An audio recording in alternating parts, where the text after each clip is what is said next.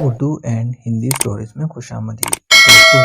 کہانی شروع کرنے سے پہلے آپ لوگوں سے گزارش ہے کہ ہمارے اس channel Urdu and Hindi stories کو سبسکرائب ضرور کر لیں تاکہ ہمارے آنے والی ہر نئی کہانی کا نوٹیفیکیشن آپ کو بر وقت مل سکے۔ تو چلیے شروع کرتے ہیں آج کی اس کہانی کو۔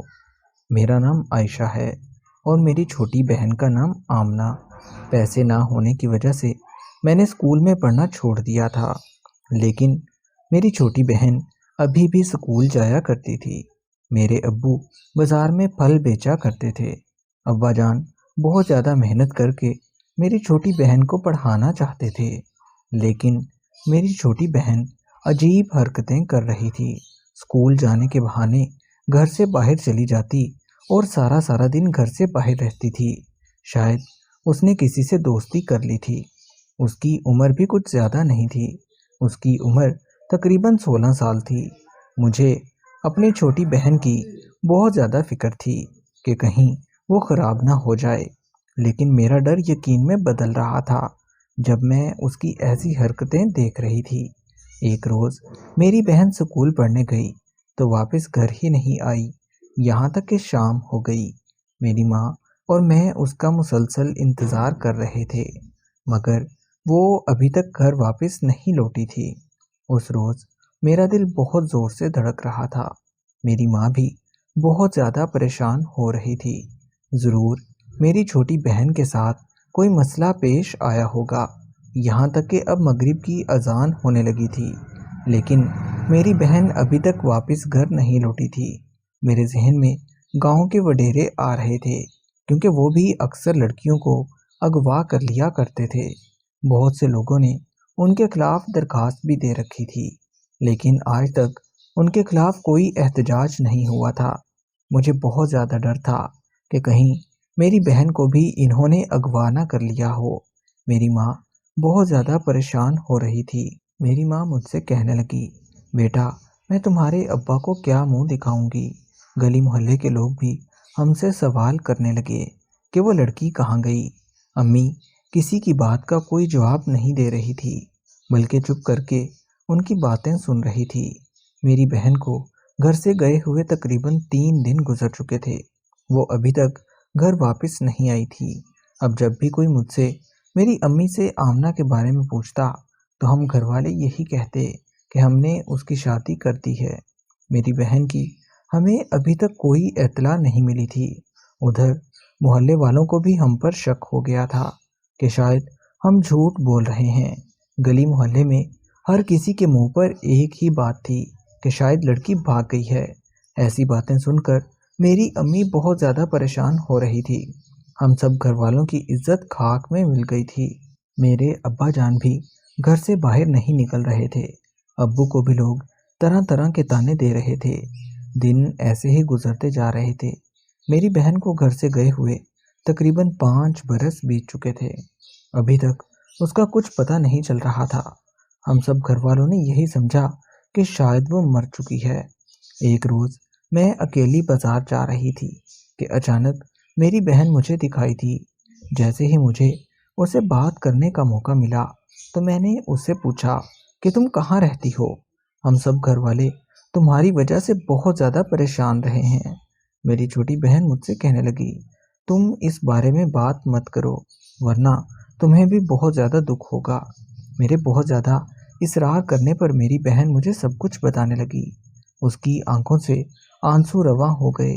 اس نے بتایا کہ گاؤں کے وڈیرے کے بیٹے نے اس سے زبردستی شادی کر لی ہے۔ میری بہن بہت زیادہ رو رہی تھی۔ پھر وہ مجھ سے کہنے لگی کہ مجھے پتہ ہے اماں بھی میری وجہ سے بہت زیادہ پریشان رہی ہوں گی، لیکن میں نے یہ شادی اپنی مرضی سے ہرگز نہیں کی۔ سب لوگ یہی سمجھتے ہیں کہ میں بہت سکھی ہوں، مگر میرا دکھ کوئی نہیں جانتا۔ اس نے مجھے یہ بھی بتایا کہ وڈیرے کے بیٹے نے اسے گاؤں سے بہت دور ایک گھر میں رکھا ہوا ہے، وہاں کوئی اور گھر موجود نہیں ہے، وہ اسے گاؤں میں بھی آنے جانے نہیں دیتا۔ میری بہن مجھ سے بار بار معافی مانگ رہی تھی۔ وہ مجھ سے کہنے لگی، میں بہت زیادہ بدقسمت لڑکی ہوں، میں نے آسائشوں کو حاصل کرنے کے لیے اپنی ہی ماں باپ کو چھوڑ دیا۔ وڈیرے کے بیٹے کے ساتھ میرا تعلق کافی پرانا تھا، جس کی سزا مجھے ایسے مل رہی ہے۔ میں نے اپنی بہن سے کہا کہ امی تم سے ملنا چاہتی ہیں، لیکن میری بہن نے اس بات سے صاف انکار کر دیا اور کہنے لگی کہ میں کبھی اس گھر میں نہیں جا سکتی، میں اپنے ماں باپ کے لیے مر چکی ہوں۔ میری بہن کی آنکھوں میں مسلسل آنسو آ رہے تھے۔ وہ مجھ سے کہنے لگی، اس بات کا ذکر تم امی سے مت کرنا اور انہیں مت بتانا کہ آج تمہاری ملاقات مجھ سے ہوئی ہے۔ جیسے ہی میں گھر پہنچی، میں نے اپنی ماں کو ساری حقیقت بتا دی، کیونکہ مجھ سے یہ سب کچھ برداشت نہیں ہو رہا تھا۔ میں نے اپنی ماں سے کہا کہ آپ آمنہ کی فکر نہ کیا کریں، بس دعا کیا کریں کہ وہ اپنے گھر میں سکھی رہے۔ میری بات سنتے ہی ماں کی آنکھوں میں آنسو آ گئے۔ آخر وہ پھر بھی ماں تھی۔ میری ماں کہنے لگی، اللہ اسے ہمیشہ سلامت رکھے، جہاں بھی رہے وہ خوش رہے۔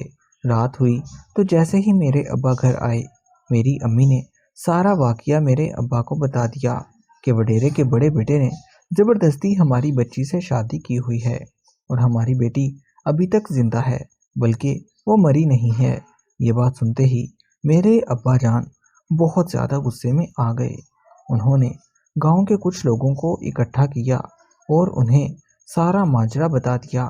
لوگوں نے بھی وڈیرے کے گھر پر دھاوا بول دیا، کیونکہ سب لوگ اس وڈیرے سے بہت زیادہ تنگ تھے۔ وڈیرے گاؤں والوں کی بات نہیں سنتے تھے۔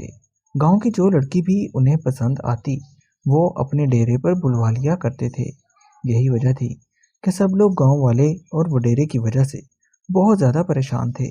جب وڈیرے کو اس بات کا علم ہوا کہ گاؤں والوں کو ساری حقیقت پتہ چل گئی ہے تو وہ لوگوں کو دھمکیاں دینے لگا، لیکن اس مرتبہ گاؤں کے لوگ پیچھے نہیں ہٹے، کیونکہ وڈیرے کے بیٹے نے میری بہن سے شادی کر رکھی تھی اور اس کی عمر ابھی شادی کے قابل ہی نہیں تھی۔ پولیس بھی موقع پر پہنچ گئی اور وڈیرے کے بڑے بیٹے کو گرفتار کر لیا گیا، جس کی عمر تقریباً 50 سال کے لگ بھگ تھی۔ اس نے ایک ایسی لڑکی سے شادی کی تھی جس کی عمر ابھی بہت زیادہ چھوٹی تھی۔ وڈیرے کی اصلیت سب گاؤں والے جان چکے تھے۔ سب لوگ انہیں بہت زیادہ برا بھلا کہہ رہے تھے۔ ہم اپنی چھوٹی بہن آمنہ کو بھی اپنے گھر واپس لے آئے تھے، کیونکہ وہ بھی وڈیرے کے بیٹے کے پاس نہیں رہنا چاہتی تھی۔ گاؤں والوں نے مل کر اس وڈیرے کو گاؤں سے باہر نکلوا دیا تھا۔